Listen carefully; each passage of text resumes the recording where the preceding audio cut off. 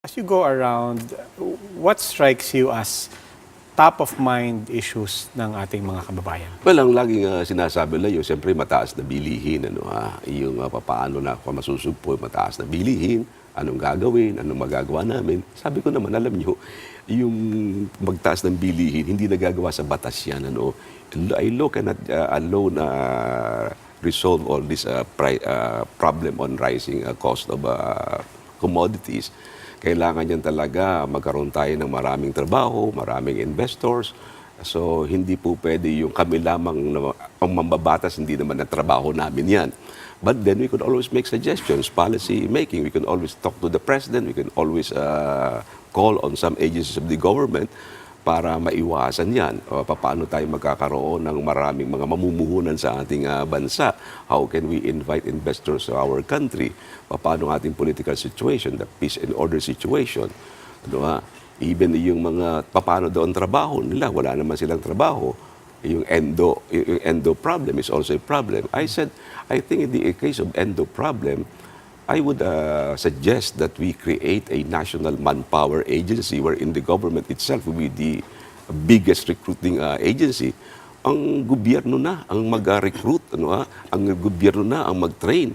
For me, I want to make that as a suggestion. What does that mean? What exactly does that mean? Kasi, government is a recruitment, is an employment agency, even for non-government positions, yes, or just for government positions? Kasi nangyayari ngayon, di ba, yung endo system, yung mga agencies, di ba, you get employees from the agencies, and we don't even know ano ba ang kontrata between the employee and the agency. If we have a national manpower agency which is under the control and supervision of the government, then the government could always look into the contracts entered into by the employees. Sila na mismo magpapadala. Anong problema ninyo? May problema ka? Isoli mo sa amin yan. Kung gusto mo yan, sige, you retain that. Hindi ko pa po alam kung ano yung problema, but I have a nagging feeling may problema every time Yes, PM na mag-handle. But well, ganito na lang po. Saan po nanggaling yung idea? Is there a model for this anywhere in the world that you think, oh, it's working there, why don't we do it here? May modelo ba pong ganyan? Wala naman, pero naiisip ko lang yun. Palagay ko, kung ang gobyerno na mismo ang magre-recruit para sa mga agents, mga tao, mga different establishments, siguro mabibigay natin talaga yung benefits, and we can be assured that the benefits to be received by these people are really what is under the yes, contract. But on a very basic level, government is so inefficient and very incompetent in delivering service, much less ngayon bibigyan niyo pa ng additional work. I'm thinking of even the experience of OFWs, for example, going through POEA. And POEA has a big enough mandate just monitoring how our people are. Pagkatapos ngayon, sila pa yung... Sa akin naman... And then now we expand that for all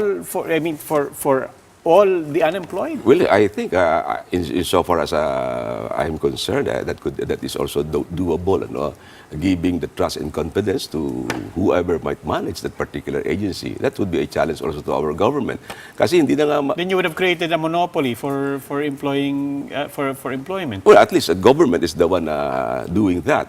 Kasi ngayon, problema nga, we cannot solve that problem. So why don't you throw it back to the government?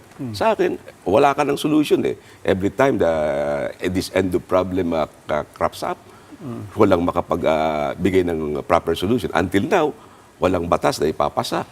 They have been promising that endo will end, but did it really end? Paano ang policy?